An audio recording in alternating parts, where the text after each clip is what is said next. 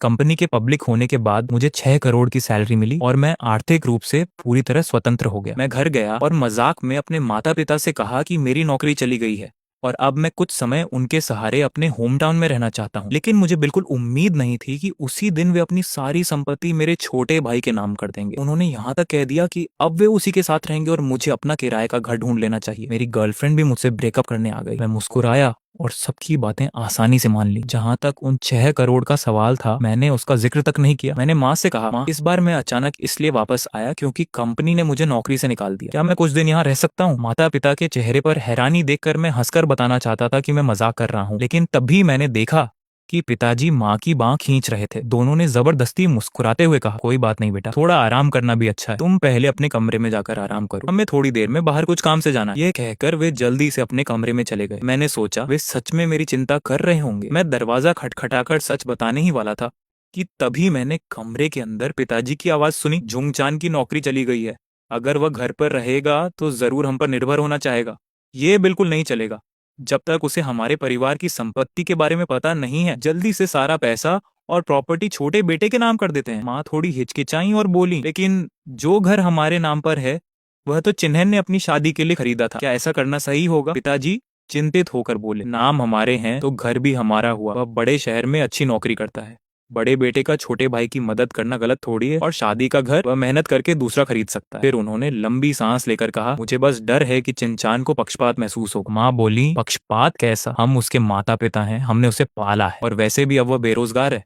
अगर सब कुछ छोटे बेटे को दे दें तो ये भी उसी के लिए बचत ही होगी, वरना वह आलसी बन जाएगा, काम नहीं करेगा और सब उड़ा देगा। कुछ देर सोचने के बाद माँ ने आखिरकार हामी भर दी। ठीक है, मैं हाउ से भी बात करूंगी और उसे कहूंगी कि कुछ बेकार की बातें न कर। मैं दरवाजे के बाहर खड़ा खुद पर व्यंग्य भरी मुस्कान लिए वापस अपने कमरे में लौट गया। मुझे बचपन से ही पता था कि मेरे माता पिता हमेशा जांघो को ज्यादा पसंद करते थे, क्योंकि मुझे मेरी दादी ने पाला था, जबकि जांघो उनके साथ बड़ा हुआ था। बचपन से वे हमेशा कहते थे, तुम बड़े भाई हो, बड़ा भाई पिता जैसा होता है।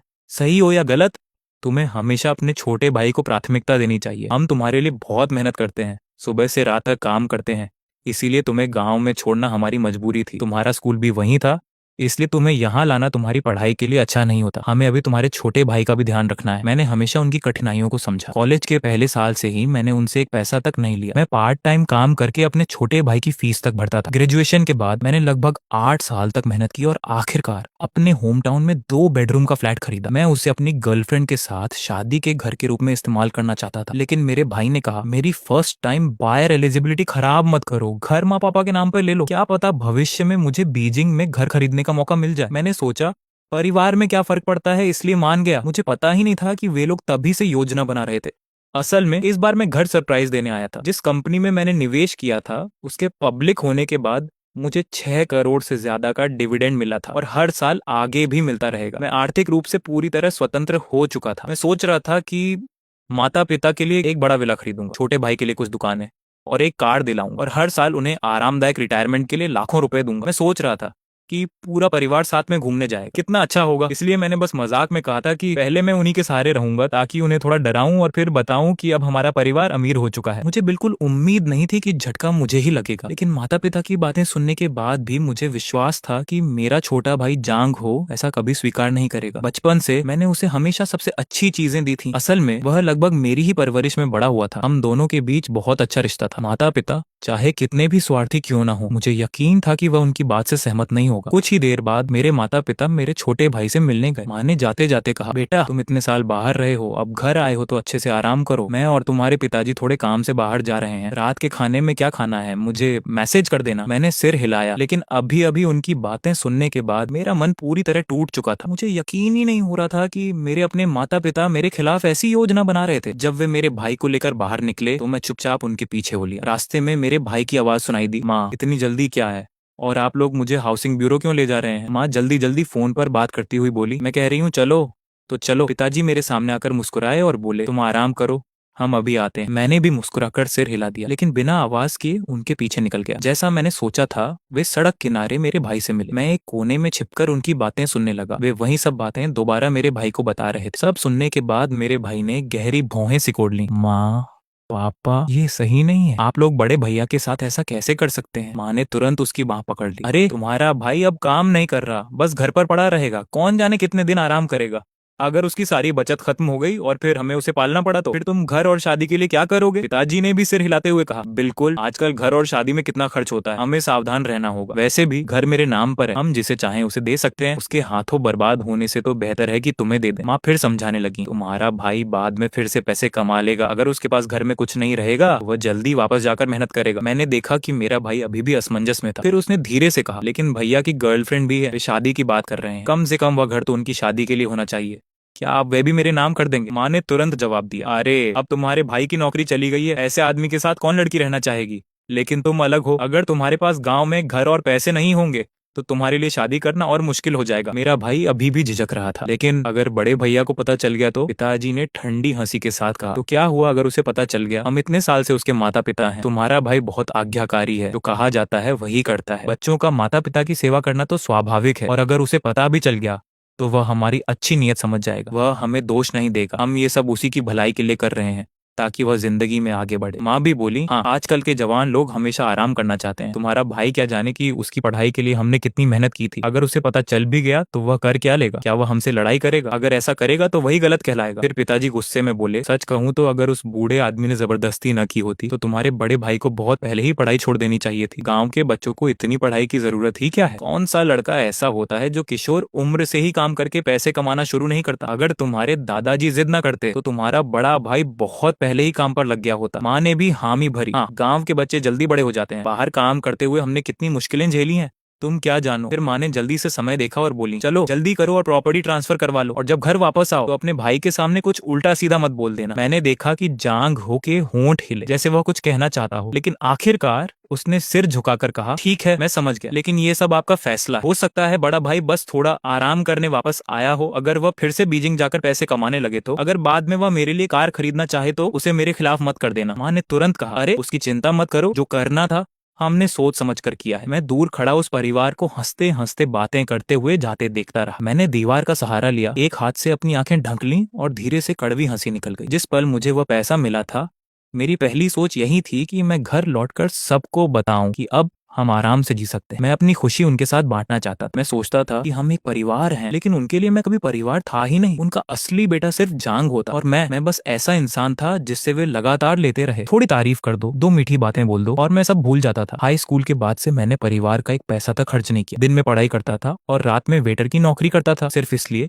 क्योंकि मुझे डर था कि माँ पापा पर ज्यादा बोझ न पड़े। मैं हमेशा दूसरों के पुराने कपड़े पहनता था और ऐसे जूते जिनका साइज भी सही नहीं होता था, जबकि जांग हो के पास इतने नए कपड़े होते थे कि वह सब पहन भी नहीं पाता था। और हर बार मुझे यही कहा जाता था, जांग हो शहर में बड़ा हुआ है, उसे अच्छे जीवन की आदत है, तुम बड़े भाई हो, तुम्हें उसे समझना चाहिए और उसके लिए त्याग करना चाहिए। मैंने हमेशा उनकी बातें मानी। मुझे लगता था कि बड़ा भाई होने के नाते समझदार बनना मेरी जिम्मेदारी है। मैंने सोचा कि माता पिता मेरी परवाह नहीं करते क्योंकि मैं स्वतंत्र हूँ, लेकिन सच्चाई यह थी कि वे बस मुझ पर समय बर्बाद करना ही नहीं चाहते थे।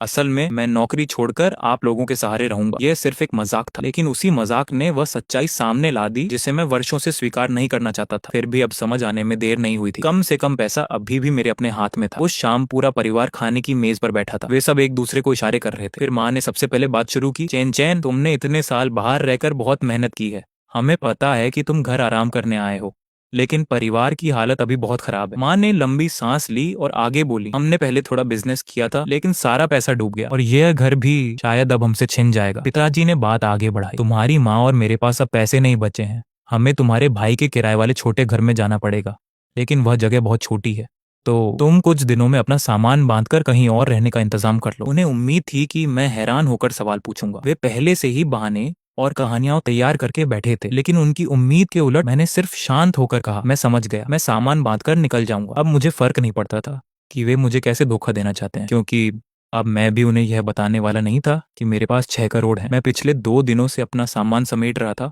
और जाने की तैयारी कर रहा था। तभी अचानक मेरी गर्लफ्रेंड मेरे होम टाउन में मेरे माता पिता से मिलने आ गई। घर की हालत बिखरी हुई थी, इसीलिए उसे देखकर सब चौंक गए। माँ जल्दी से बोली, अरे वान, तुम आ गई, घर थोड़ा बिखरा हुआ है, लिंगवान ने सिर हिलाया। पहले बैठो। कमरे को देखकर उसके चेहरे पर हल्की घृणा दिखाई दी और उसने एक पल के लिए अपनी नाक ढक ली। मैंने देखा कि मेरे माता पिता वहीं बैठे थे, इसीलिए मैं उसके सामने खुलकर बात नहीं कर सकता था। मैंने उत्सुकता से पूछा, वान तुम अचानक यहाँ क्यों आ गई? तुमने तो कल कहा था कि तुम्हें मुझसे कुछ बात करनी है। मैंने कहा था ना कि मैं 2 दिन में वापस आ जाऊंगा। तुम इतनी दूर यहाँ तक आ गई, मुझे लेने भी नहीं बुलाया। थक गई होगी। मेरी बात पूरी होने से पहले ही लिंगवान ने धीरे से बीच में रोक दिया। जांग, ये बात जरूरी है। फिर उसने मेरे माता पिता की तरफ देखा और मैं तुरंत समझ गया। मैं उसे सीधे अपने कमरे में ले गया और दरवाजा बंद कर दिया। वान वान, मैं तुम्हारे लिए पानी लाता हूँ। तभी उसने ठंडे स्वर में कहा, हम ब्रेकअप कर रहे हैं। उसके शब्द सुनकर मैं कुछ पल के लिए जड़ हो गया। मैंने अविश्वास से उसकी ओर मुड़कर देखा। वान, इतना अचानक क्यों? मेरे पास तुम्हें बताने के लिए एक अच्छी खबर भी है। लेकिन उसने दृढ़ आवाज में दोबारा कहा। मैंने कहा ना, हम ब्रेकअप कर रहे हैं। मैंने गहरी सांस ली और उसके पास बैठ गया। मेरे अंदर अजीब सी बेबसी भर गई थी। मैं लिंगवान से एक दोस्त के जरिए मिला था। वह भी मेरी तरह एक आउटसाइडर थी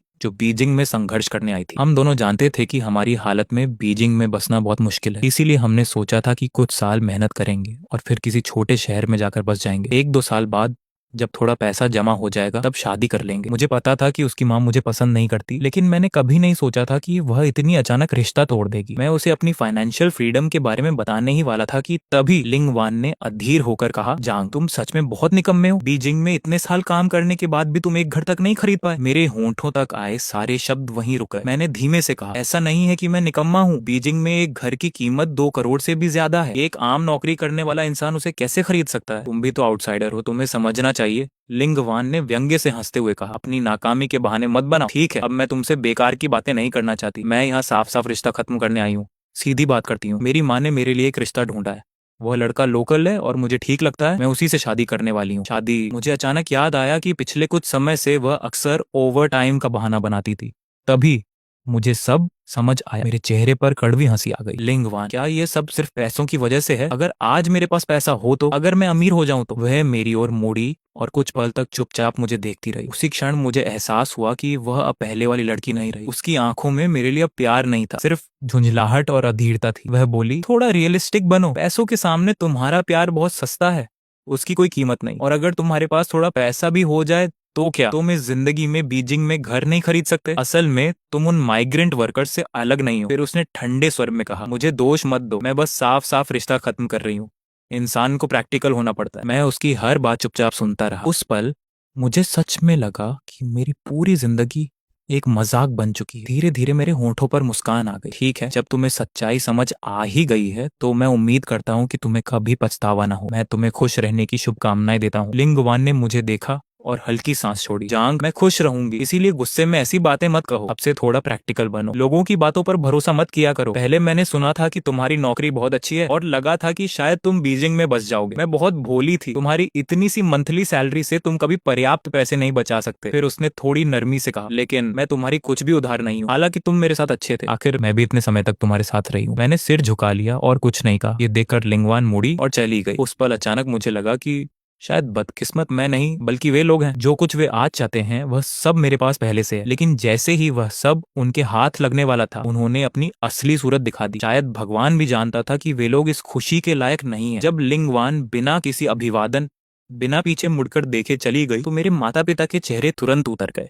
ये कैसी लड़की है, जरा भी तमीज नहीं है इसमें। हमारे लिए खाना बनाना तो दूर, हमें देखना तक जरूरी नहीं समझती। ऐसी औरत से शादी नहीं करनी चाहिए, समझे? उससे शादी करना हमारे परिवार के लिए बदकिस्मती होगी। मैंने शांत स्वर में कहा, मैं उससे शादी नहीं करूंगा, हमारा ब्रेकअप हो चुका है। यह सुनकर मेरे माता पिता ने एक दूसरे की तरफ देखा। माँ ने लंबी सांस लेकर कहा, देखा, अब तुम्हारे पास नौकरी भी नहीं है, इसलिए औरतें भी तुम्हें नीचा समझने लगी हैं। ठीक है, अब जल्दी से वापस झिंगची जाओ और कोई अच्छी नौकरी ढूंढो। हमें बुढ़ापे में सहारे की जरूरत पड़ेगी और तुम्हारे भाई को भी कार्ड चाहिए। अगर तुम मेहनत नहीं करोगे तो क्या चाहते हो कि हम बुढ़ापे में दुख झेलें? मैं अब उनसे और कुछ कहना नहीं चाहता था। मैंने बस चुपचाप सिर हिला दिया। सामान पैक करके मैं वापस झिंगची चला जाऊंगा। यह सुनकर मेरे माता पिता और भी खुश हो गए। तुम अभी जवान हो, पुराने घर में पड़े रहने से क्या फायदा, बाहर जाकर मेहनत करना ही बेहतर है। उनकी बात सुनकर मेरे अंदर ठंडी हंसी उठी, क्योंकि यही बातें उन्होंने कभी मेरे छोटे भाई से नहीं कही थी। उसे तो हमेशा यही कहा जाता था, बाहर जाकर क्या करोगे, घर पर ही रहो, हम तुम्हारे लिए नौकरी, कार और घर का इंतजाम कर देंगे। तुम्हारा बड़ा भाई हर महीने तुम्हें पैसे भेजेगा। और सच में मैं हर महीने उसे अच्छी खासी रकम भेजता भी था। ये सोचकर मेरे होंठों पर ठंडी मुस्कान आ गई। चिंता मत करो, अब मेरी तरफ से तुम्हें एक पैसा भी नहीं मिलेगा। मैं वापस जिंगशी लौट आया। कंपनी जाकर मैंने अपना काम दूसरों को सौंप दिया और इस्तीफा दे दिया। कंपनी मुझे रोकना चाहती थी, इसीलिए उन्होंने मुझे पार्ट टाइम सलाहकार की तरह कभी कभी मदद करने का प्रस्ताव दिया। मैंने मान लिया। हम कुछ लोग जो अब आर्थिक रूप से स्वतंत्र हो चुके थे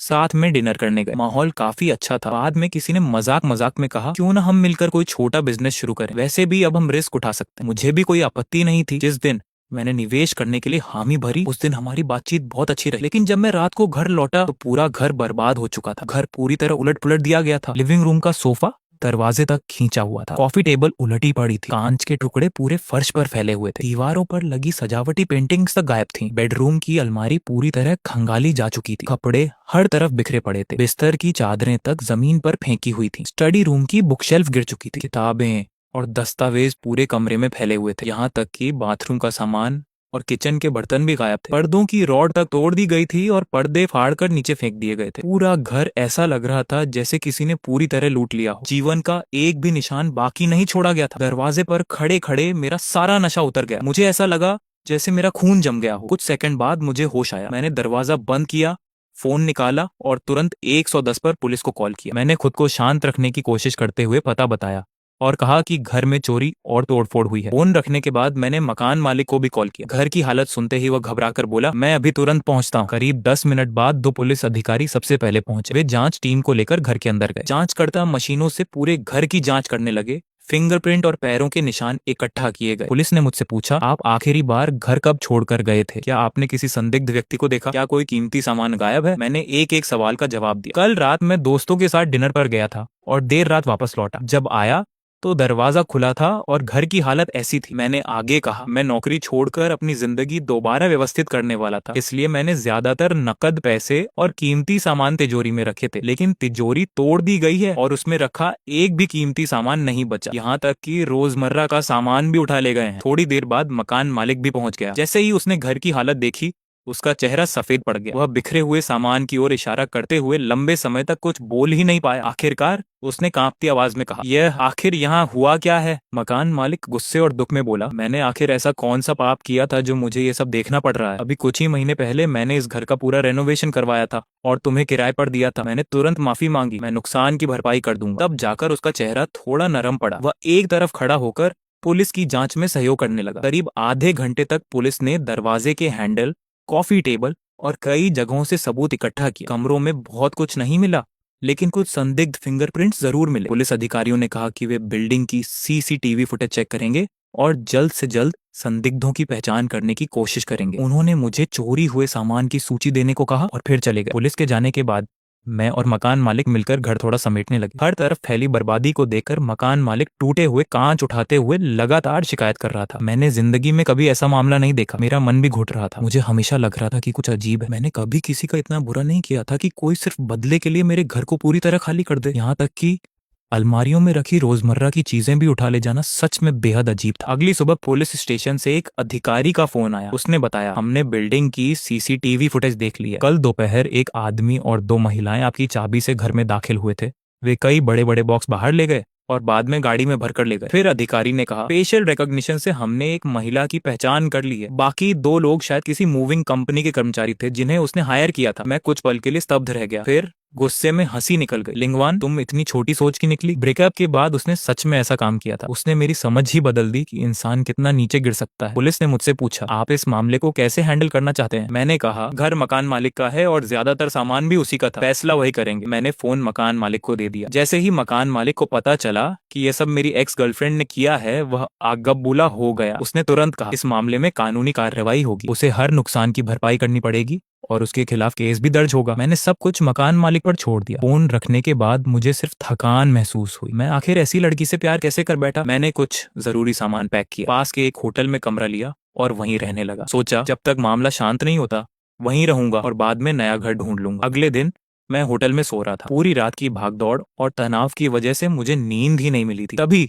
अचानक मेरा फोन लगातार बजने लगा। शांत कमरे में रिंगटोन बहुत तेज और चुभने वाली लग रही थी। मैंने आंखें बंद रखते हुए फोन उठाया और भारी आवाज में पूछा, कौन? दूसरी तरफ से लिंगवान की हिस्टेरिकल चीख सुनाई दी, जुचान, क्या तुम पैसों के लिए इतने बेताब हो गए हो? तुमने सच में पुलिस बुला ली? उसकी तेज और चीखती हुई आवाजें सुनकर मेरी भौहें सिकुड़ गईं। ऐसा लग रहा था जैसे कांच पर नाखून रगड़े जा रहे हो। मैंने तुरंत फोन थोड़ा दूर कर लिया, स्क्रीन पर देखा, सच में लिंगवान का ही नंबर था। मेरे अंदर का गुस्सा तुरंत भड़क उठा। मैंने ठंडी हंसी के साथ कहा, लिंगवान, मुझे सच में शक है कि तुम्हारे पास दिमाग है भी या नहीं। यह घर मकान मालिक का है और अंदर रखा ज्यादातर सामान भी उसी का था। तुमने अपनी मनमानी करके पूरे घर का कबाड़ा बना दिया। बेशक उन्होंने पुलिस बुला ली। मैं बिस्तर से टिककर बैठ गया। मेरी आवाज बर्फ जैसी ठंडी थी और उसमें गहरा व्यंग्य भरा था। मुझे उसकी हरकत अब बेहद हास्यास्पद लग रही थी। लेकिन लिंगवान चीखते हुए बोली, क्या मतलब मकान मालिक का? वो सारी चीजें मेरी थी जब मैं तुम्हारे साथ रहती थी। मैंने खुद वो लिस्ट बनाई थी।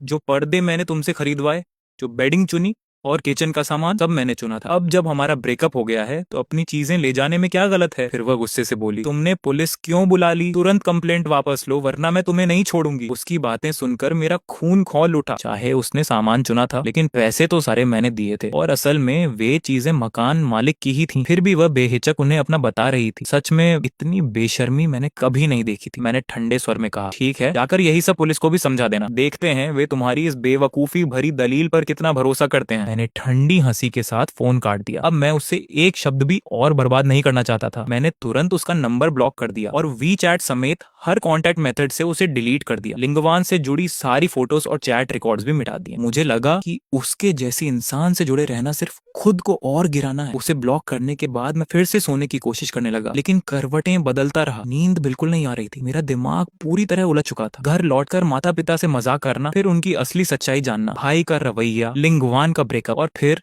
घर का खाली हो जाना, सब कुछ मेरे दिमाग में किसी फिल्म की तरह बार बार चल रहा था। मुझे महसूस हुआ कि इंसान कितना बेरहम हो सकता है। जिसे लोग परिवार और प्यार कहते हैं वह फायदा और पैसे के सामने कितना कमजोर पड़ जाता है। थोड़ी देर बाद मुझे अपनी तबीयत भी खराब लगने लगी। इन दिनों तनाव की वजह से मैं लगातार परेशान था। खाने पीने और सोने का कोई समय नहीं रहा था। पेट में भी दर्द रहने लगा था। मेरे पास और कोई काम नहीं था, इसलिए मैंने सोचा कि एक फुल बॉडी चेकअप करवा ही लेता हूँ। मैं उठा, तैयार हुआ और टैक्सी लेकर बीजिंग के एक बड़े अस्पताल पहुंच गया। वहां मैंने चेकअप डिपार्टमेंट में रजिस्ट्रेशन कराया और पूरे शरीर की जांच करवाई। रिपोर्ट आने में 3 दिन लगने वाले थे। इन 3 दिनों में मैं मकान मालिक वाले मामले को भी निपटाता रहा। साथ ही दोस्तों के साथ नई कंपनी शुरू करने की बातें भी चलती रही, क्योंकि मकान मालिक के एक घर की CCTV फुटेज मौजूद थी। लिंगवान समझ गई कि गलती उसी की थी। आखिरकार उसने मकान मालिक को 20,000 युआन मुआवजे के तौर पर दी।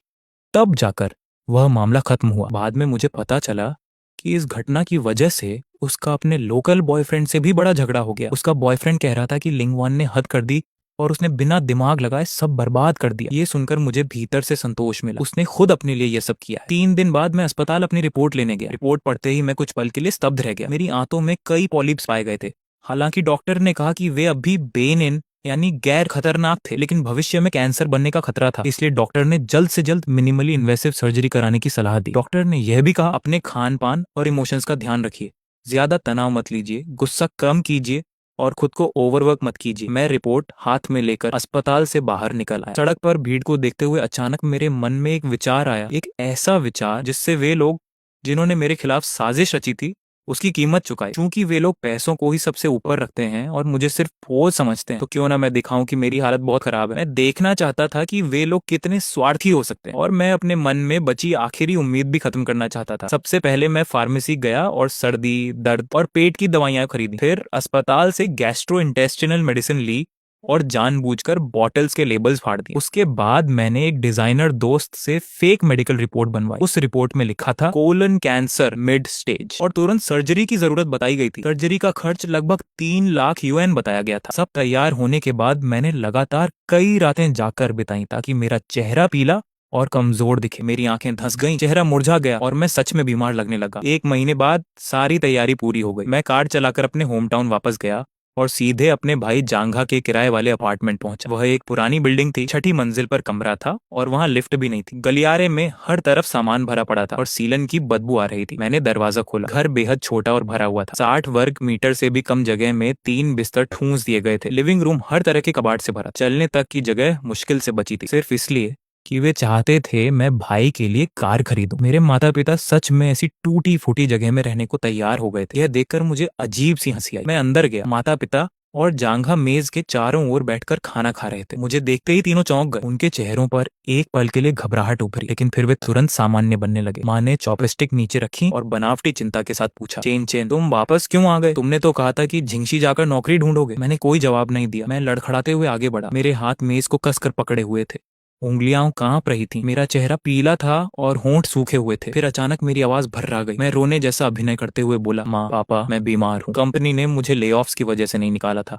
असल वजह यही थी। मैंने आपको सच नहीं बताया क्योंकि मुझे डर था कि आप लोग चिंता करेंगे। इतना कहकर मैंने बैग से नकली मेडिकल रिपोर्ट निकाली और मेज पर रख दी। मेरा सिर झुका हुआ था, कंधे कांप रहे थे। मैं बेहद दयनीय दिख रहा था। जैसे ही मेरे माता पिता की नजर उस रिपोर्ट पर पड़ी, उनके चेहरे अनियंत्रित रूप से बदल गए। उनकी आंखों में एक पल के लिए घबराहट और घृणा दोनों चमक उठे। फिर उन्होंने एक दूसरे की तरफ देखा। तभी मेरे पिता ने सूखी सी हंसी हंसी। उनकी आवाज में जरा भी चिंता नहीं थी, सिर्फ औपचारिकता थी। चैन चैन ऐसी बातें मत करो, तुम बिल्कुल ठीक दिख रहे हो। तुम्हें इतनी बड़ी बीमारी कैसे हो सकती है? अस्पताल वालों से जरूर गलती हुई होगी। माँ ने भी तुरंत उनका साथ दिया। हाँ जरूर रिपोर्ट गलत होगी। तुम अभी इतने जवान हो, इतने स्वस्थ हो, तुम्हें कोई गंभीर बीमारी कैसे हो सकती है? मैंने धीरे से सिर उठाया। मेरी आंखें लाल थी, आवाज भर्रा रही थी। आंखों में आंसू लिए मैंने धीमे स्वर में कहा, इस साल जब मैंने फुल बॉडी चेकअप कराया तब पता चला कि मुझे कोलन कैंसर है, लेकिन अभी आखिरी स्टेज नहीं है। अच्छी बात यह है कि बीमारी जल्दी पकड़ में आ गई, इसका इलाज हो सकता है। मैं जानबूझकर थोड़ा रुका। चेहरे पर हल्की सी उम्मीद दिखाते हुए मैंने उनकी तरफ देखा। माँ पापा मुझे पता है कि घर की हालत अभी अच्छी नहीं है और आप लोगों के लिए भी सब आसान नहीं है, लेकिन पहले जो मेरा घर था ना, जिसे मैंने शादी के लिए तैयार किया था, उसकी कीमत कम से कम 3 लाख युआन तो होगी। डॉक्टर ने कहा है कि अगर 3 लाख युआन का इंतजाम हो जाए तो मेरी सर्जरी हो सकती है और बीमारी कंट्रोल में आ जाएगी। यह कहते हुए मैंने उम्मीद भरी नजरों से उन्हें देखा। मेरे हाथ कसकर जुड़े हुए, उंगलियों के पोर्ट सफेद पड़ गए थे, मानो मैं आखिरी उम्मीद पकड़कर बैठा। पापा माँ इसे बस उधार समझ लीजिए। जब मैं ठीक हो जाऊंगा तो मैं पहले से भी ज्यादा मेहनत करूंगा, आपका सारा पैसा लौटा दूंगा। फिर मैंने भाई की तरफ देखा। भाई की तो अब नौकरी भी है, इतने साल से काम कर रहा है, उसके पास कुछ सेविंग्स तो होंगी। मेरी आवाज टूटने लगी। कृपया मेरी मदद करो, मुझे बचा लो, मैं हाथ जोड़कर विनती करता हूँ। यह सुनते ही मेरे पिता घबरा गए। उन्होंने तुरंत डायग्नोसिस रिपोर्ट उठाई। रिपोर्ट पढ़ते समय उनके हाथ कांप रहे थे। वह हकलाते हुए बोले, हमारे पास इतना पैसा नहीं है। माँ भी तुरंत बोली, तुम्हारा भाई अभी अभी काम पर लगा है, उसके पास कहाँ से सेविंग्स होंगी? फिर माँ ने बनावटी चिंता दिखाते हुए कहा, लेकिन चेन चेन चिंता मत करो, माँ पापा तुम्हें यूं अकेला नहीं छोड़ेंगे, हम कोई रास्ता निकालेंगे। पिता ने भी सिर हिलाया। हाँ हम कुछ न कुछ सोचेंगे। वे दोनों मदद करने की बातें तो कर रहे थे, लेकिन उनकी आंखें लगातार इधर उधर घूम रही थीं। वे मेरी तरफ देखने तक की हिम्मत नहीं कर पा रहे थे। फिर उन्होंने मुझे सोफे पर बैठाया और कहा, हम अंदर जाकर देखते हैं कि हमारे पास कितना पैसा है और कितना इकट्ठा किया जा सकता है। मैं चुपचाप उन्हें देखता रहा। वे दोनों एक एक करके बेडरूम में चले गए और दरवाजा बंद कर लिया। मेरे होंठों के कोने पर ठंडी मुस्कान उभरी। मैं धीरे से उठा और दबे पांव बालकनी के पास चला गया। बेडरूम की खिड़की पूरी तरह बंद नहीं थी, एक छोटा सा गैप खुला रह गया था। अंदर की आवाजें साफ सुनाई दे रही थीं। जैसा मैंने सोचा था। कमरे में जाते ही उन्होंने अपना नकली चेहरा उतार दिया। अब वे खुलकर हिसाब लगाने लगे थे। माँ की आवाज घबराहट और शिकायत से भरी हुई थी। चेन चेन ने कौन सा कैंसर बताया था? अरे कैंसर तो पैसे निगल जाने वाला गड्ढा होता है। उसका घर तो अभी है, लेकिन अब वह बेरोजगार भी है और उसे कैंसर भी हो गया है। अगर वह बच भी गया तो भारी काम नहीं कर पाएगा, उसकी जिंदगी का अब कोई भविष्य नहीं है। फिर माँ लगभग टूटती हुई बोली, हे भगवान, अगर हम उसे घर भी दे दें तो भी शायद इलाज पूरा नहीं होगा, आखिर में सब कुछ बेकार चला जाएगा। पिता की आवाज भी छिड़ी हुई और कठोर थी। उन्होंने धीमे लेकिन साफ शब्दों में कहा, हम उसे पैसा नहीं दे सकते, कैंसर इतनी आसानी से ठीक नहीं होता, उस पर पैसा खर्च करना सिर्फ बर्बादी है और फिर कैंसर होने के बाद उसका शरीर धीरे धीरे खत्म हो जाएगा, पूरा परिवार उसी के कारण बर्बाद हो जाएगा, उसकी वजह से हाउ की शादी भी खराब हो सकती है। माँ धीरे धीरे रोने लगी, लेकिन उसकी आवाज में बेटे के लिए जरा भी दर्द नहीं था, सिर्फ डर था। तो अब क्या करें? अगर हम उसे पैसा नहीं देंगे, अगर हमने उसे घर नहीं दिया तो वह हमसे चिपक जाएगा, पूरी जिंदगी हमारा सहारा बने रहेगा। फिर माँ ने हिचकिचाते हुए कहा, क्या क्या उसे किसी ट्रेडिशनल चाइनीज मेडिसिन वाले डॉक्टर के पास भेज दे? टीसीएम का इलाज सस्ता पड़ता है, शायद उससे ठीक भी हो जाए। पिता ने झुंझला कर कहा, जब वेस्टर्न मेडिसिन तक ठीक नहीं कर सकती तो टीसीएम क्या करेगा? उस पर पैसा खर्च करने का कोई मतलब नहीं है, कोई तरीका सोचो, उसे कहीं इलाज के लिए भेज दो। सबसे अच्छा यही होगा कि वह खुद अपना रास्ता ढूंढे ताकि परिवार पर बोझ न बने। फिर उन्होंने ठंडी आवाज में आखिरी बात कही, वैसे भी बचपन से वह अपने दादा दादी के साथ पला है, हमसे उसका इतना लगाव भी कहाँ है। उनकी यह बात सुनते ही मेरा दिल पूरी तरह ठंडा पड़ गया। ऐसा लगा जैसे किसी ने मुझे बर्फ के तहखाने में फेंक दिया हो। सिर से लेकर पैर तक मैं जम गया। तो ये सच था, उनके दिल में मैं हमेशा से सिर्फ एक आउटसाइडर था, एक ऐसा बोझ जिसे कभी भी छोड़ा जा सकता। जब मैं बीमार पड़ा तो उन्होंने मेरी मदद करने के बारे में सोचना तो दूर, मुझे घर से बाहर धकेलने की योजना बनानी शुरू कर दी। वे चाहते थे कि मैं कहीं बाहर जाकर अकेले संघर्ष करूं ताकि मैं उन पर बोझ न बन। कुछ देर तक माँ चुप रही, फिर उसने भारी सांस लेकर कहा, अब और कोई रास्ता नहीं है। कुछ महीने पहले तुम्हारे पापा की टांग में चोट लगी थी, उस अस्पताल के खर्च में भी बहुत पैसा चला गया। अब घर में कोई बचत नहीं बची है, उसके कैंसर के इलाज के लिए पैसा कहाँ से आएगा? फिर वह ठंडी आवाज में बोली, उसे गाँव में ही किसी छोटे डॉक्टर को दिखा देंगे, जितना हो सकेगा जैसे तैसे जी लेगा। पिता छिड़कर बोले, लेकिन ये कैंसर है, उसमें कितना पैसा लगेगा पता है?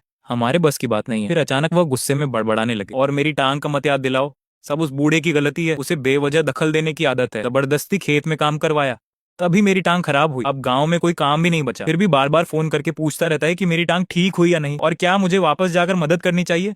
उन्होंने झुंझलाकर कहा, मुझे उसकी किसी बात की परवाह नहीं, इतना बूढ़ा हो गया है कि अपना घर तक नहीं संभाल सकता, फिर भी दूसरों के मामलों में दखल देता है। ये सुनकर मैं पूरी तरह सन्न रह गया, मेरा खून जैसे जम गया हो। दादाजी की तबीयत खराब थी और उन्होंने मुझे इसके बारे में बताया तक नहीं। उन्होंने उन्हें गाँव में अकेला छोड़ दिया था, यहाँ तक कि जब दादाजी के सिर में चोट लगी थी तब भी उन्होंने परवाह नहीं की, उल्टा उनके बारे में ऐसी घटिया बातें कर रहे थे। ये लोग आखिर हैं कौन? कोई इतना निर्दयी कैसे हो सकता है? दादाजी ने ही मुझे बचपन से पाला था, उन्होंने अपने बच्चों के लिए भी पूरी जिंदगी खपा दी थी, फिर भी ये लोग इतने निष्ठुर, इतने एहसान फरामोश कैसे हो सकते हैं? मैं बालकनी में खड़ा कांप रहा था, गुस्से से मेरे दांत भींचे हुए थे, मेरे हाथ रेलिंग को इतनी जोर से पकड़े हुए थे कि उंगलियों के पोर सफेद पड़ गए, नाखून हथेलियों में ढस गए थे, मुंह में खून का स्वाद फैल गया। तब जाकर मुझे एहसास हुआ मैं अभी तक उन्हें ठीक से जान ही नहीं पाया था। उनकी स्वार्थपरता और निर्दयता मेरी कल्पना से कहीं ज्यादा गहरी थी। अब ये सब यहीं खत्म होगा, मैं उन्हें दोबारा कोई मौका नहीं दूंगा, अब मैं उन पर कभी दया नहीं करूंगा। शाम को जांघा काम से वापस आया, जैसे ही उसने दरवाजा खोला उसकी नजर मुझ पर पड़ी। मैं सोफे पर बैठा था, चेहरा पीला था और शरीर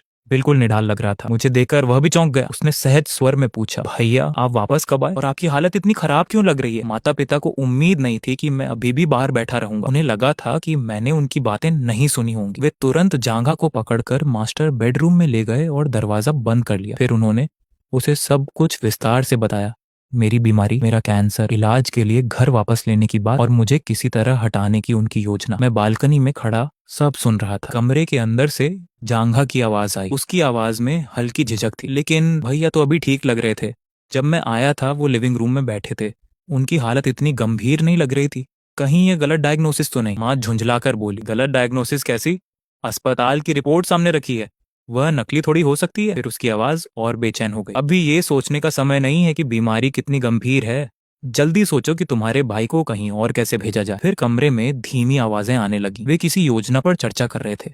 उन्होंने कहा कि कुछ जगहों पर टूर ग्रुप्स के नाम पर लोगों को बाहर भेजा जाता है, लेकिन असल में वहां पहुंचने के बाद उन्हें बंदी बना लिया जाता है, उनसे जबरदस्ती काम करवाया जाता है या स्कैम्स करवाए जाते हैं। अगर वे मना करें तो उन्हें पीटा जाता है। एक बार वहां पहुंचने के बाद वापस लौटना लगभग नामुमकिन होता है। फिर मेरे पिता की आवाज आई, बिल्कुल सही, अब जब तुम्हारे भाई को कैंसर है तो उसे खुद भी लगेगा कि उसकी जिंदगी खत्म हो चुकी है। माँ ने तुरंत बात आगे बढ़ाई, हम उससे कहेंगे कि उत्तरी या म्यांमार में एक बहुत मशहूर बूढ़ा डॉक्टर है जो कैंसर ठीक करता है, कहेंगे कि उसने बहुत लोगों को बचाया है, फिर किसी टूर के बहाने उसे वहां भेज देंगे। एक बार वह चला गया तो कभी वापस नहीं आ पाएगा, तब आखिरकार हम इस बोझ से छुटकारा पा लेंगे। पिता ने ठंडी आवाज में कहा, उसका कैंसर ही हमें बर्बाद कर देगा। कमरे के अंदर अचानक सन्नाटा छा गया। शायद तीनों एक दूसरे को देखकर फायदे नुकसान सोच रहे थे। कुछ मिनट बाद पिता ने अंतिम फैसला सुनाया, ठीक है, तय रहा, हम कहेंगे कि हम उसे मन बदलने और इलाज करवाने के लिए भेज रहे हैं। तुम किसी कॉन्टैक्ट का इंतजाम करो और उसका नाम लिखवा दो, लेकिन सब कुछ बहुत साफ सुथरे तरीके से होना चाहिए, उसे जरा भी शक नहीं होना चाहिए। इसके बाद कमरे से धीमी धीमी कदमों की आवाजें आने लगी। वे शायद पूरी योजना तय कर रहे थे। मैं बालकनी में चुपचाप खड़ा सब सुनता रहा, लेकिन अब मेरे दिल में कोई भावना नहीं बची थी, ना गुस्सा ना दुख, बस एक अंतहीन बर्फ जैसी ठंडक। वे लोग मुझे इतना बड़ा बोझ समझने लगे थे कि मुझे उत्तरी म्यांमार भेजकर धोखे से गायब कर देना चाहते थे। अब वे मेरे परिवार नहीं रहे थे, वे सिर्फ ऐसे लोग थे जो मेरे खिलाफ साजिश रच रहे थे। लेकिन अच्छी बात यह थी कि मैं पहले ही उनसे उम्मीद छोड़ चुका था और मैं पहले से तैयार भी था। मैं उनकी योजना कभी सफल नहीं होने दूंगा। मैंने अपना फोन निकाला और वी चैट पर अपने एक पुराने दोस्त को मैसेज भेजा। वह सिक्योरिटी बिजनेस में था और उसके पास कुछ भरोसेमंद लोग भी थे। मैंने उसे लिखा कि मुझे अगले दिन एक नाटक करना है। मैंने उसे एड्रेस भेजा और कहा कि कुछ लोगों को साथ लेकर समय पर पहुंचे। फीस की भी बात कर दी। उसने तुरंत जवाब दिया, कोई दिक्कत नहीं, हम कल सुबह समय पर पहुंच जाएंगे। मैसेज भेजने के बाद मैंने फोन रख दिया और वापस सोफे पर बैठ गया। मेरे चेहरे पर अब भी वही बीमार, टूटा हुआ और असहाय स्वभाव था। मैं इंतजार करने लगा कि वे लोग बाहर आए और देखें कि अब वे कौन सा नया नाटक करेंगे। अगली सुबह सूरज निकलने से पहले ही उनका अभिनय शुरू हो गया। सबसे पहले जांघा मेरे पास आया। उसके चेहरे पर अपराध बोध और बेबसी का नकली भाव था। उसने लंबी सांस ली, मेरे कंधे पर हाथ रखा और बोला, भैया मुझे बहुत अफसोस है, कल मैंने कंपनी में अपने सभी कोलीग्स से बात की लेकिन कोई भी पैसे उधार देने को तैयार नहीं हुआ। सब लोग बस सैलरी पर जीने वाले आम लोग हैं, किसी के पास ज्यादा सेविंग्स नहीं है। फिर उसने दुखी चेहरा बनाकर कहा, हमें थोड़ा समय दो, हम और रिश्तेदारों और दोस्तों से कोशिश करेंगे। घर में अब सच में बहुत कम पैसा बचा है। ये कहते कहते उसकी आंखें जानबूझकर लाल हो गईं। उसने जबरदस्ती कुछ आंसू भी निकाल लिए। वह बेहद पछताया हुआ दिखने का अभिनय कर रहा। फिर मेरे पिता आगे आए। उनके चेहरे पर पछतावे और दर्द का दिखावटी भाव था। उन्होंने अपनी छाती पीटते हुए कहा, चेन चेन, सब मेरी गलती है। मैं तुम्हारे लिए कुछ पैसा कमाने के चक्कर में छोटा बिजनेस शुरू करने चला गया, लेकिन सब बर्बाद हो गया। पूरी फैमिली सेविंग्स खत्म हो गई। उन्होंने चारों तरफ कमरे की ओर इशारा किया। अब घर की हालत इतनी खराब है कि ठीक से खाना खाने तक के पैसे नहीं बचे। हम तुम्हारे इलाज के लिए पैसा नहीं जुटा पा रहे। तुम चाहो तो मुझे दोष दो। आखिर में माँ भी मेरे पास आई। उसकी आंखें लाल थीं, जैसे बहुत रोई हो। उसने मेरा हाथ पकड़ते हुए कहा, चैन चैन, चिंता मत करो, हम तुम्हें कभी अकेला नहीं छोड़ेंगे। चाहे हमें सब कुछ बेचना पड़े, हम तुम्हारे इलाज के लिए पैसे जरूर जुटाएंगे। फिर उसने धीरे से कहा, कल रात मैंने और तुम्हारे पापा ने बात की थी। हम सोच रहे हैं कि पहले तुम्हें एक टूर ग्रुप के साथ बाहर भेज दें। इन दिनों बीमारी की वजह से तुम्हारा मन बहुत खराब रहता होगा। थोड़ा घूम लोगे तो मन भी हल्का हो जाएगा और स्वास्थ्य के लिए भी अच्छा रहेगा। वह मुस्कुराने का अभिनय करते हुए बोली, जब तुम वापस आ जाओगे तब हम तुम्हें बड़े अस्पताल में ले जाएंगे। चाहे जितना भी खर्च हो, हम तुम्हारा इलाज करवाएंगे। तीनों एक के बाद एक ऐसा अभिनय कर रहे थे मानो कोई इमोशनल ड्रामा चल रहा हो। आंसू, दर्द, पछतावा, चिंता, सब कुछ इतना सच्चा दिख रहा था कि अगर कोई असली बात न जानता हो तो शायद सच में भावुक हो जाता। लेकिन मैं उनकी असली योजना पहले ही सुन चुका था। उनके नकली चेहरे देखकर अब मुझे सिर्फ घिन महसूस हो रही। मैंने कुछ नहीं कहा, बस सिर झुकाए बैठा रहा, ऐसे अभिनय करते हुए जैसे मैं पूरी तरह टूट चुका हूँ और निराशा में डूबा हूँ। मैं चाहता था कि वे लोग सचमुच यह मान लें कि मैं उनकी बातों में आ गया हूँ। तभी अचानक बाहर से जोर जोर से चिल्लाने की आवाज आने लगी। कोई दरवाजे को पूरी ताकत से पीट रहा था और चीख रहा था, जुनान, चंग चेन, बाहर निकल। ये मत सोच कि गांव भाग आने से कर्ज खत्म हो जाएगा। तू दुनिया के किसी कोने में भी छिप जाए, हम तुझे ढूंढ लेंगे। अभी दरवाजा खोल। इसके बाद दरवाजे पर लगातार जोरदार धमाके होने लगे। दरवाजा इतनी जोर से कांप रहा था मानो अगले ही पल टूट जाएगा। माँ, पिता और जांघा तीनों डर के मारे सहम गए। उनके चेहरे पल भर में पीले पड़ गए। उनका पूरा भावुक नाटक उसी समय बंद हो गया। तीनों घबराकर दरवाजे की ओर देखने लगे। किसी को समझ नहीं आ रहा था कि आखिर हो क्या रहा है। डर से सबके शरीर कांप रहे थे। मेरा भाई हकलाते हुए बोला, भाव भैया, आपने किसी से कर्ज लिया है? आखिर कितना उधार लिया था आपने? और ये लोग यहाँ तक कैसे पहुंच गए? बोलते बोलते वह जल्दी से दरवाजा खोलने गया। शायद उसे डर था कि अगर दरवाजा टूट गया तो उसका पैसा भी उन्हें ही भरना पड़ेगा। जैसे ही दरवाजा खुला, 4 लंबे चौड़े आदमी अंदर दिखाई दिए। सबकी हाइट 6 फीट के आसपास थी। चौड़े कंधे, कठोर चेहरे और ऐसा दबदबा कि कोई भी देखकर डर जाए। उनके आगे मेरा वही सिक्योरिटी वाला दोस्त था जिससे मैंने पहले बात की थी। वह कमरे में दाखिल हुआ। उसकी नजर पहले पूरे कमरे पर घूमी, फिर आकर मुझ पर टिक गई। उसने जानबूझकर बेहद खतरनाक चेहरा बनाया और ठंडी हंसी हंसी। तो नौकरी भी चली गई और बीमारी का बहाना बनाकर यहाँ छिपा बैठा है। ये मत सोच कि गांव में छिप जाने से सब खत्म हो जाएगा। अगर आज तुझे नहीं ढूंढ पाते और कल तेरी तबीयत बिगड़ जाती तो हमारा पैसा कौन लौटाता? मैं चुपचाप सिर झुकाए बैठा रहा। उधर मेरे माता पिता और भाई इन चारों गुंडानुमा आदमियों को देखकर पूरी तरह डर गए थे। माँ कांपती आवाज में चिल्लाई, हम पुलिस बुलाएंगे। तुम लोग हो कौन? अभी यहाँ से निकल जाओ। मेरा दोस्त धीरे से अपनी उंगलियां चटकाते हुए सोफे पर बैठ गया। फिर उसने डरावनी मुस्कान के साथ कहा, हाँ हाँ, बुलाओ पुलिस, जल्दी बुलाओ। मैं भी देखना चाहता हूँ कि पुलिस आकर क्या करेगी। उसने टेबल पर जोर से हाथ मारा। जंग चैन हमसे पूरे 10 लाख उधार लेकर बैठा है। हमारे पास सबूत भी है। कर्ज तो पुलिस भी मानती है। ये कहते हुए उसने जेब से एक दस्तावेज निकाला और टेबल पर पटक दिया। 10 लाख का आंकड़ा देखते ही माँ, पिता और जांघा तीनों के पैरों तले जमीन खिसक गई। तीनों लड़खड़ाकर पीछे हट गए। सिर्फ टेबल पकड़कर ही खड़े रह पाए। माँ कांपती उंगली से मेरी तरफ इशारा करते हुए चीखी, नालायक बेटे, तूने इतना बड़ा कर्ज कैसे ले लिया? क्या तू पागल हो गया है? क्या तू हमें मारना चाहता है? हमने आखिर तुझे कैसे पाल लिया? पिता भी गुस्से से दहाड़ पड़े, बेवकूफ लड़के, तू बाहर क्या क्या करता फिर रहा था जो इतना कर्ज चढ़ गया? अब हम कैसे झेंगे? पिछले जन्म में कौन सा पाप किया था जो तुझ जैसा बेटा मिला? जांघा भी मुझे घृणा से देखने लगा। भैया, आप तो मुसीबत बन गए हैं। 10 लाख, हमारा परिवार कई जन्मों में भी इतना पैसा नहीं कमा सकता। क्या आप हमें बर्बाद करना चाहते हैं? मैंने डर और बेबसी का अभिनय करते हुए कांपती आवाज में कहा, मैंने जानबूझकर नहीं किया। कुछ पैसे राजधानी में घर की डाउन पेमेंट में लगा दिए थे और कुछ अपनी गर्लफ्रेंड खर्च हो गए। फिर घर का डील टूट गया, नौकरी भी चली गई और मैं इस कर्ज में फंस गया। मेरे पास कोई और रास्ता नहीं था। पिता का चेहरा गुस्से से विकृत हो गया। उन्होंने हाथ उठाकर मुझे धक्का देने की कोशिश की, लेकिन मेरा दोस्त तुरंत आगे आ गया और मुझे बचाते हुए बोल रहा है, अरे हमें पता है कि वह बीमार है। अगर तुमने इसे हाथ लगाया और इसकी तबीयत बिगड़ गई तो उसका जिम्मेदार कौन होगा? पिता उसका डरावना चेहरा देखकर वहीं जम गए। उनका उठा हुआ हाथ हवा में ही रुक गया। मेरा दोस्त फिर माँ पिता की तरफ मुड़ा और तिरस्कार से बोला, मैं कोई तमाशा नहीं चाहता। कर्ज चुकाना हर इंसान की जिम्मेदारी है। हमने पता कर लिया है। इसके नाम पर यहाँ एक घर है, वही घर हमें दे दो।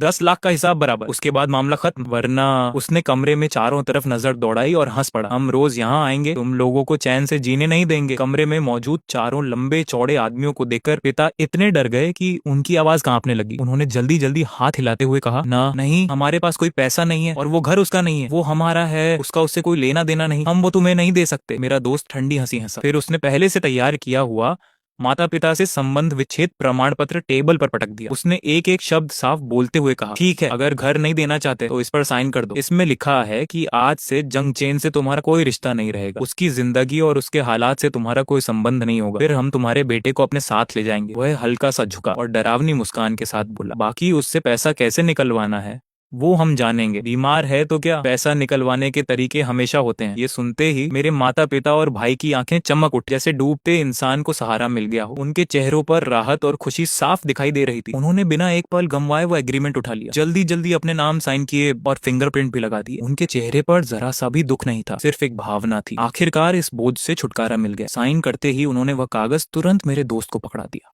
मानो देर हो जाने का डर हो। पिता ने तो जल्दी से यह भी कह दिया, इसे अब भी ले जाओ, अब इसका हमसे कोई संबंध नहीं है, कोई रिश्ता नहीं। 12 भविष्य में उसके बारे में किसी भी बात के लिए हमारे पास मत आना, मेरे पिता ने जल्दी से कहा। माँ ने भी तुरंत हामी भरी, हाँ हाँ, हमने तो उससे बहुत पहले ही रिश्ता तोड़ लिया था, अब उसका हमसे कोई लेना देना नहीं है, तुम लोग बस उसे यहाँ से ले जाओ। जांघा ने भी राहत भरे चेहरे के साथ हाथ हिलाया, बस जल्दी जाओ, हमें और परेशान मत करो। मेरा दोस्त उस रिश्ता तोड़ने वाले सर्टिफिकेट को हाथ में पकड़े खड़ा था। उसने दांत भींचे और गुस्से से कहा, मैंने आज तक तुम लोगों जैसा परिवार नहीं देखा। तुम्हारा खुद का बेटा बीमार है और तुम उसकी मदद करने की बजाय चाहते हो कि उसके साथ कुछ बुरा हो जाए। उसने ठंडी हंसी हंसी, ठीक है, मैं इसे अपने साथ ले जा रहा हूँ, लेकिन बाद में पछताना मत। मैंने आखिरी बार उन तीनों को देखा, उनके चेहरों पर सिर्फ अधीरता और राहत थी। मेरे लिए ना दुख, न चिंता, न प्यार। उसी पल मेरे दिल में बची आखिरी उम्मीद भी खत्म हो गई। मैंने बिना पीछे देखे उस घिनौनी इमारत से बाहर कदम रख दिया। मैं डोंग और उसके लोगों के साथ कार में बैठ गया। जैसे ही कार आगे बढ़ी, माहौल तुरंत हल्का हो गया। डोंग ने गुस्से में खिड़की नीचे की ओर बोला, भाई तुम्हारा परिवार तो हद से भी ज्यादा खराब निकला, सच में दिमाग घूम गया मेरा। ये परिवार नहीं है, अजनबियों से भी बदतर है। उसने मेरी तरफ देखकर कहा, अच्छा हुआ सब खत्म हो गया, अब रिश्ता पूरी तरह खत्म कर दो, कम से कम अब तुम्हें दोबारा उनसे नहीं जूझना पड़ेगा। बाकी लोग भी सहमति में सिर हिलाने लगे। वे कह रहे थे कि उन्होंने आज तक इतने स्वार्थी और निर्दयी माँ बाप और भाई नहीं देखे। मैंने कृतज्ञता से सबका हाथ पकड़ा, फिर बैग से पैसे निकालकर हर आदमी को 2000 दे। सबने पहले मना किया, अरे रहने दो, दोस्ती में क्या पैसे लेना, लेकिन मैंने जबरदस्ती उन्हें पैसे पकड़ा दिए। उनके जाने के बाद मैं एक पल भी नहीं रुका। मैंने स्टीयरिंग कसकर पकड़ा और सीधे दादाजी के गांव की ओर निकल पड़ा। मेरे हाथ में वही रिश्ता खत्म करने वाला सर्टिफिकेट था। गाड़ी तेज रफ्तार से सड़क पर दौड़ रही थी। उस समय मेरे दिमाग में सिर्फ एक ही बात थी, मुझे दादाजी को ढूंढना है और उन्हें शहर ले जाकर इलाज करवाना है। गाँव की सड़कें बेहद खराब थी, हर तरफ गड्ढे ही गड्ढे थे। करीब 2 घंटे की ड्राइव के बाद मैं दादाजी के पुराने घर पहुंचा। मैंने दरवाजा खोला, आंगन में घास उगी हुई थी, लग रहा था जैसे लंबे समय से किसी ने साफ सफाई नहीं की। दादाजी आंगन में एक छोटे स्टूल पर बैठे धूप सेंक रहे थे। उनके सफेद बाल बिखरे हुए थे, कमर झुक चुकी थी और उनका पैर मोटी पट्टियों में लिपटा हुआ था। पट्टी कुछ काली पड़ चुकी थी, लग रहा था कि घाव में इन्फेक्शन हो गया है। मुझे देखते ही वे कुछ पल के लिए जड़ हो गए, फिर बड़ी मुश्किल से उठने की कोशिश करते हुए बोले, चेन तू अचानक वापस कैसे आ गया? वे मुझे पानी देने के लिए उठने लगे। मैं तुरंत आगे बढ़ा और उन्हें सहारा दिया। उनकी कमजोर हालत और सूजी हुई पट्टी देखकर मेरी आंखें भर आईं, गले में कुछ अटक सा गया, मैं कुछ बोल ही नहीं पाया। दादाजी ने ही मुझे बचपन से पाला, उन्होंने हमेशा मुझे सबसे ज्यादा प्यार दिया और आज उनकी यही हालत हो गई थी। उनके अपने बेटे और बहू ने उन्हें गांव में अकेला छोड़ दिया था, कोई उनकी देखभाल करने वाला भी नहीं था। मैंने उन्हें धीरे से बैठाया और भर्राई आवाज में पूछा, दादाजी पैर का क्या हुआ? आप अस्पताल क्यों नहीं गए? मैंने धीरे से उनके पैर को छुआ। दादाजी दर्द से हल्का सा सिहर गए, लेकिन फिर भी मुस्कुराकर बोले, कुछ नहीं हुआ, बस गिर गया था, थोड़ा आराम कर लूंगा तो ठीक हो जाएगा, अस्पताल जाकर पैसे बर्बाद करने की क्या जरूरत है? फिर उन्होंने धीमे स्वर में कहा, बच्चों की जिंदगी भी आसान नहीं है, मैं उन्हें और परेशान नहीं करना चाहता था। उनकी बातें सुनकर मेरा दिल और टूट गया। इतनी हालत खराब होने के बाद भी वे उन्हीं लोगों के बारे में सोच रहे थे और उधर वे लोग एक बार भी उनकी चिंता नहीं कर रहे थे, बल्कि चाहते थे कि उन्हें यूं ही अकेला छोड़ दिया जाए। मैं अपने आंसू रोक नहीं पाया। मैंने दादाजी का हाथ कसकर पकड़ लिया। दादाजी मुझे माफ कर दीजिए, मैं बहुत देर से आया, मैंने आपको इतना दुख सहने दिया। मेरी आवाज कांप रही थी, लेकिन अब से ऐसा नहीं होगा। अब मैं आपको कभी तकलीफ नहीं होने दूंगा। मैं आपको अभी बीजिंग ले जा रहा हूँ, सबसे अच्छे अस्पताल में इलाज करवाऊंगा। इसके बाद मैंने बिना कुछ कहे दादाजी का सामान पैक किया, उन्हें सहारा देकर कार में बैठाया और सीधे बीजिंग के लिए निकल पड़ा। रास्ते भर दादाजी बार बार पूछते रहे, क्या हुआ है, कुछ परेशानी हुई क्या? मैंने मुस्कुराने की कोशिश की और धीरे से कहा, कुछ नहीं दादाजी, बस आपकी बहुत याद आ रही थी, सोचा आपको कुछ दिनों के लिए बीजिंग ले चलूं, आपके साथ थोड़ा समय बिताऊं। बीजिंग पहुंचते ही मैं दादाजी को सीधे उसी बड़े अस्पताल ले गया जहां मेरा चेकअप हुआ था। मैंने उनके लिए ऑर्थोपेडिक विशेषज्ञ से अपॉइंटमेंट लिया। डॉक्टर ने दादाजी की पूरी जांच की और बताया कि उनके पैर में सिर्फ चोट लगी थी, लेकिन समय पर इलाज न होने के कारण घाव में संक्रमण हो गया था और हड्डी में हल्का फ्रैक्चर भी था। हालांकि स्थिति गंभीर नहीं थी। डॉक्टर ने कहा कि यदि सही आराम, देखभाल और नियमित ड्रेसिंग होती रहे तो वे जल्दी ठीक हो जाएंगे। डॉक्टर की बात सुनकर मैंने राहत की सांस ली। मैंने तुरंत दादाजी के अस्पताल में भर्ती होने की सारी प्रक्रिया पूरी की।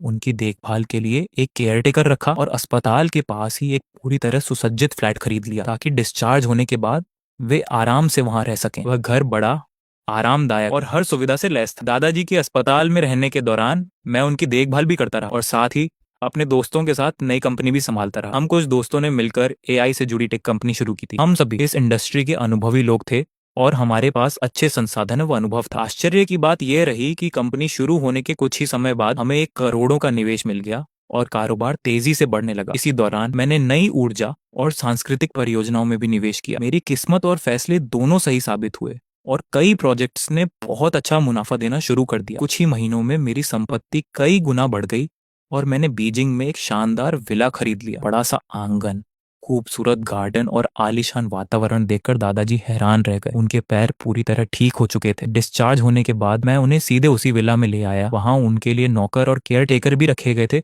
जो उनकी रोजमर्रा की देखभाल करते थे। दादाजी ने मेरा हाथ पकड़कर आश्चर्य से पूछा, चिन, क्या ये घर सच में तुम्हारा है? तुम अचानक इतने अमीर कैसे बन गए? कहीं कोई गलत काम तो नहीं कर रहे? मैं मुस्कुराया और बोला, जिस कंपनी में मैंने निवेश किया था वह पब्लिक हो गई। फिर मैंने दोस्तों के साथ नई कंपनी शुरू की और कुछ प्रोजेक्ट्स में निवेश किया। सब कुछ कानूनी और ईमानदारी से कमाया हुआ। यह सुनकर दादाजी ने राहत की सांस ली। उनकी आंखों में गर्व और खुशी साफ दिखाई दे रही थी। उन्होंने मुस्कुराते हुए कहा, बहुत अच्छा, हमारा चिन अब सच में सफल हो गया है।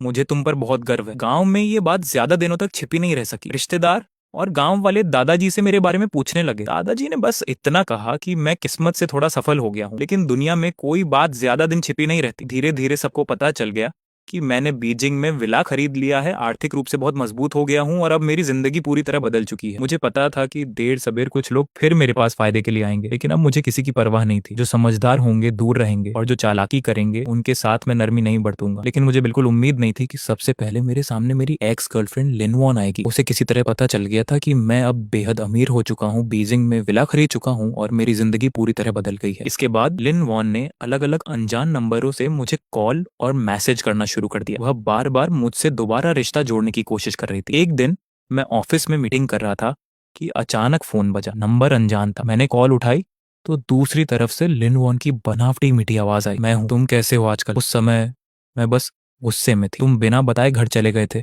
इसलिए मैंने थोड़ा नखरा किया था, लेकिन तुमने इतने दिनों से मुझसे संपर्क ही नहीं किया। मैं तुम्हें बहुत मिस करती हूँ। उसकी आवाज सुनते ही मेरे मन में घृणा भर गई। मैंने ठंडे स्वर में कहा, लिनवान, ब्रेकअप तुमने किया था, अब भूलने का नाटक मत करो। हमारे बीच सब खत्म हो चुका है। आगे से मुझे कभी फोन मत करना। कुछ पल के लिए वह चुप रही, फिर दोबारा मासूम बनने लगी। हमारा ब्रेकअप कहाँ हुआ? मैं बस गुस्से में थी। लड़कियां कभी कभी ऐसा करती हैं। उस समय मम्मी ने मुझ पर दबाव डाला था। मुझे माफ कर दो ना, हम फिर से शुरू कर सकते हैं। मैं अब भी तुमसे प्यार करती हूँ। मैं लगभग हंस पड़ा। जिस लड़की ने मुझे निकम्मा कहा था, अब जब उसे पता चला कि मैं अमीर हूँ तो वापस आना चाहती थी। मैंने तंज भरे स्वर में कहा, ड्रामा बंद करो। तुम्हारा नया बॉयफ्रेंड नहीं है, वही जिसके पास घर और कार है। तुम उसी से शादी करने वाली थी ना। अब मुझे परेशान मत करो। मैं फोन काटने ही वाला था कि वह घबरा गई। नहीं, मैंने किसी और को नहीं चुना। वो बस मम्मी का चुना हुआ आदमी था। मैं उससे प्यार नहीं करती। मुझे अब समझ आया कि मैं सिर्फ तुमसे प्यार करती हूँ। प्लीज मुझे माफ कर दो। मैंने ठंडे स्वर में जवाब दिया। तुम्हें पता है, मैं तुम्हें बताना चाहता था कि मेरे पास अब बहुत पैसा है। मुझे 6 करोड़ से ज्यादा डिविडेंड मिले हैं। मैं तुम्हारे लिए घर खरीदना चाहता था, कार लेना चाहता था, ताकि तुम्हें कभी मेहनत ना करनी पड़े। लेकिन तुम्हें लगा मैं बेकार हूँ। अब वापस क्यों आई हो? 6 करोड़। ये सुनते ही वे कुछ सेकंड के लिए बिल्कुल चुप हो गई, फिर अचानक रोने लगी। मैं गलत थी, मुझे इतना लालची नहीं होना चाहिए था। वो आदमी अच्छा नहीं है, उस पर जुए का कर्ज है और वह मेरे साथ बहुत बुरा व्यवहार करता है। मैं उसके साथ खुश नहीं हूँ। प्लीज मुझे बचा लो, मुझे एक मौका और दे दो। मैंने बिना किसी भाव के कहा, हर इंसान को उसकी पसंद की जिंदगी मिलती है। ये तुम्हारा फैसला था, अब किसी और की जिंदगी खराब मत करो। इतना कहकर मैंने फोन काट दिया और वह नंबर भी ब्लॉक कर दिया। लेकिन मामला यहीं खत्म नहीं हुआ। कुछ दिनों बाद लिनवन की माँ का फोन आया। उनकी आवाज में पछतावा और विनती दोनों थे। युंग चेन, गलती मेरी थी। मैंने ही वान पर दबाव डाला था कि वह तुमसे रिश्ता तोड़ दे। अब वह उस आदमी के साथ बहुत दुखी है, प्लीज उसे माफ कर दो। उनकी बात सुनकर मुझे पुरानी बातें याद आ गई। मैंने ठंडे स्वर में कहा, आंटी, जब मैं आपके घर रिश्ता लेकर आया था तब तो आप कुछ और कह रही थी। आपने कहा था कि अगर मैं 20 लाख नहीं बचा सकता तो शादी की बात भी मत करूं। आपने मुझे छोटे शहर का निकम्मा लड़का कहा था। मेरे लाए हुए सारे गिफ्ट बाहर फेंक दिए थे। आपने कहा था कि मैं जिंदगी भर इस शहर में घर नहीं खरीद पाऊंगा। क्या ये सब भूल गई? मुझे आज भी साफ याद था। लिन वान के पिता सोफे पर बैठे मुझे देखना तक नहीं चाहते थे और उसकी माँ मुझे इस तरह अपमानित कर रही थी जैसे मैं कोई काबिल इंसान ही ना हूं। लिंगवान एक तरफ खड़ी रही। उसने अपनी माँ की बातों का विरोध तक नहीं किया। मुझे तभी उनके असली चेहरे पहचान लेने चाहिए थे। मैं प्यार में इतना अंधा हो गया था कि मुझे लगा मेहनत करके मैं उनका भरोसा और सम्मान जीत लूंगा। मेरी बात सुनकर लिंगवान की माँ कुछ पल के लिए चुप हो गई, फिर दर्द भरी आवाज में बोली, वो सब मेरी गलती थी। मैं तुम्हारी काबिलियत पहचान नहीं पाई। जांग चेन, तुम बड़े दिल वाले इंसान हो, हमसे नाराज मत हो। वान अब सच में अपनी गलती समझ चुकी है। उसके दिल में आज भी सिर्फ तुम हो। फिर उसने विनती करते हुए कहा, कृपया उसे माफ कर दो। एक लड़की के लिए अच्छा इंसान मिलना आसान नहीं होता। उस पर तरस खाओ। तरस? मैं हंस पड़ा। तो आखिरकार उनकी नजरों में मैं सिर्फ एक आसान शिकार था। अब जब मैं अमीर हो गया हूँ तो उन्हें लग रहा है कि मुझे फिर से इस्तेमाल किया जा सकता है। उनकी बेटी की जिंदगी खराब हो गई, इसीलिए अब उसे वापस मेरे पास भेजना चाहते हैं। दुनिया में इससे सस्ता सौदा और क्या होगा? मैंने ठंडी आवाज में कहा, आंटी माफ कीजिए, अब मैं अमीर आदमी हूँ और आपकी लिंग वांग मेरे लायक नहीं रही। अलविदा। इतना कहकर मैंने तुरंत फोन काट दिया, उनकी माँ का नंबर ब्लॉक कर दिया और सभी अनजान नंबर भी ब्लॉक कर दिए। मैं अब उस परिवार से किसी भी तरह का रिश्ता नहीं रखना चाहता था। उनकी हर बात मुझे गंदी और स्वार्थी लगती थी। इसके बाद दिन धीरे धीरे शांति से गुजरने लगे। मैं कंपनी का काम संभालता और साथ ही दादाजी के साथ समय बिताता। बिजनेस लगातार बढ़ रहा था, मेरी संपत्ति भी बढ़ती जा रही थी और दादाजी की सेहत भी दिन ब दिन बेहतर हो रही थी। हर दिन दादाजी विला के आंगन में फूल लगाते, पंछी पालते, पड़ोसियों से बातें करते और शाम को चौक में डांस करने चले जाते। उनकी जिंदगी अब आरामदायक और खुशहाल थी। उन्हें इतना खुश देखकर मेरे दिल को बहुत सुकून मिलता था। असल में यही साधारण और शांत जिंदगी तो मैं हमेशा चाहता था। उस दिन मौसम बहुत अच्छा था, धूप खिली हुई थी। मैं और दादाजी विला के आंगन में सब्जियां लगा रहे थे। आंगन के एक खाली हिस्से को मैंने छोटा सा किचन गार्डन बना दिया था, जहाँ हमने हरी सब्जियां, खीरे और टमाटर लगाए थे। दादाजी की पसंद की सारी चीजें। घर में उगी सब्जियां सेहत के लिए भी अच्छी थी और बागवानी करने से शरीर की हल्की फुल्की कसरत भी हो जाती थी। सच कहूं तो पहले मुझे खेती बाड़ी का काम बिल्कुल पसंद नहीं था, लेकिन अब दादाजी के साथ मिट्टी खोदना, बीज बोना और पौधों को पानी देना मुझे अजीब सा सुकून देता था। ऐसा लगता था जैसे मिट्टी से मेरा कोई गहरा रिश्ता। जैसे ही मैं इस मिट्टी को छूता, मेरा दिल पूरी तरह शांत और स्थिर हो जाता। मैं झुककर खीरे की बेलों के लिए सहारा बना रहा था। उसी समय दादाजी अंदर पानी लेने चले गए ताकि पौधों को सींच सके। दादाजी अंदर पानी लेने गए थे। वे कह रहे थे कि पौधों को पानी देना है। तभी अचानक गेट के बाहर कार का हॉर्न बजा और कोई आंगन के गेट को जोर जोर से पीटते हुए चिल्लाने लगा, चेन चेन चेन चेन, दरवाजा खोलो, माँ पापा और तुम्हारा भाई तुमसे मिलने आए हैं। यह जानी पहचानी और घिनौनी आवाज सुनते ही मैं ठिठक गया और मेरी भौहें सिकुड़ गईं। बिना सोचे ही समझ गया कि उन्हें पता चल गया है कि मैंने बीजिंग में बहुत पैसा कमा लिया है, विला खरीद लिया है और वहीं की रेजिडेंसी भी मिल गई है। इसीलिए वे खास तौर पर फायदा उठाने चले आए थे। सच में उनकी बेशर्मी की कोई सीमा नहीं थी। मैं खड़ा हुआ, हाथों से मिट्टी झाड़ी, आंगन के गेट तक गया और दरवाजा खोल दिया। दरवाजे पर मेरे माँ बाप और भाई जंघा खड़े थे। सबने नए कपड़े पहन रखे थे और हाथों में सस्ते फल और दूध के पैकेट थे। मुझे देखते ही तीनों ने चापलूसी भरी मुस्कान दे दी। सबसे पहले जंघा बोला और बोलते ही उसने नाराजगी भरे लहजे में मुझे उल्टा दोष देना शुरू कर दिया। भैया, हमें धोखा देकर मजा आया? अपने ही परिवार के साथ चालें चल रहे थे। देखो, अब तो बीजिंग में तुम्हारा इतना बड़ा विला है, इतना बड़ा आंगन, इतना सुंदर घर, और फिर भी तुमने माँ पापा और मुझे अंदर बैठने तक नहीं बुलाया। माँ पापा तुम्हारी वजह से कितने परेशान थे। जैसे ही उन्हें पता चला कि तुम बीजिंग में सफल हो गए हो, वे रातों रात यहाँ चले आए। रास्ता इतना खराब था कि दोनों पूरी तरह थक गए हैं। जंगा का वह हक जताने वाला रवैया देखकर मुझे हैरानी हुई, जैसे कुछ हुआ ही ना हो, जैसे पहले की सारी साजिशें और मुझे उत्तरी म्यांमार भेजने की योजना कभी बनी ही ना हो। मैंने हाथ साफ किए और ठंडी नजर से उसकी ओर देखा। जंगा, भूल गए क्या? तुम लोगों ने तो पहले ही मुझसे रिश्ता तोड़ लिया था। उस कागज पर तुमने खुद साइन किए थे और अंगूठा भी लगाया था। तो अब जब सुन लिया कि मैं अमीर हो गया हूँ, फिर से फायदा उठाने चले आए। माँ के चेहरे की मुस्कान तुरंत जम गई। वह भौहें चढ़ाकर चिल्लाई, तो क्या हुआ अगर तुम अमीर हो गए? इंसानों की तरह बात करना भी भूल गए क्या? थोड़ा पैसा क्या आ गया? इतना घमंड, हमसे ऐसे बात कर रहे हो? मैंने व्यंग्य भरी आंखों से कहा, जो घर मैंने शादी के लिए खरीदा था वह अब तुम्हारे नाम पर नहीं, जंघा के नाम पर है ना। 8 साल की मेहनत से खरीदा था मैंने। तुम लोगों ने चाल चलकर वो मुझसे छीन लिया। पहले मेरी चीज वापस करो, फिर बात करना। मेरी बात सुनते ही तीनों के चेहरे बदल गए। उनकी आंखों में घबराहट चमक उठी। पिता हकलाते हुए बोले, तो तुम्हें कैसे पता चला? हमने तो सब बहुत चुपचाप किया था। तुम्हें कैसे पता चला कि घर जंघा के नाम ट्रांसफर हुआ है? मैंने इस्तेमाल किया हुआ टिश्यू फेंकते हुए ऊंची आवाज में कहा, मुझे शुरू से सब पता था। मैं तो बस तुम्हारे साथ एक मजाक करना चाहता था, लेकिन मैंने कभी नहीं सोचा था कि तुम लोगों के दिल में मेरे लिए जरा भी अपनापन नहीं होगा। उल्टा तुम लोग मुझे विदेश भेजकर बर्बाद करना चाहते थे। कुछ पल के लिए पिता का चेहरा अपराध बोध से भर गया। लेकिन अगले ही पल वे अकड़ कर बोले, तो क्या हुआ अगर हमने चाल चली? तुम कर क्या लोगे? तुम मेरे बेटे हो और वह तुम्हारा भाई है। परिवार पर पैसा खर्च करना तुम्हारा फर्ज है। उनकी बेशर्मी देखकर मुझे गुस्से में हंसी आ गई। बकवास बंद करो, अब मैं तुम्हें एक पैसा भी नहीं दूंगा। हमारा रिश्ता खत्म हो चुका है। अभी निकल जाओ, नहीं तो पुलिस बुलाऊंगा। ये सुनते ही माँ बाप मेरे दरवाजे पर बैठकर जोर जोर से रोने चिल्लाने लगे। हाय राम, कोई न्याय नहीं है। हमारा बड़ा बेटा इतना निकम्मा निकला। उसके पास पैसा है लेकिन अपने माँ बाप का सहारा नहीं बनना चाहता। उसे परवाह ही नहीं कि उसके माँ बाप जिए या मरे। कितना नालायक बेटा है। उनकी चीख पुकार सुनकर मैंने कान ढक लिए और तिरस्कार से कहा, तुम लोग कौन हो? मेरे तो कोई माँ बाप ही नहीं है। रिश्ता तोड़ने वाला कागज अभी भी मेरे पास है।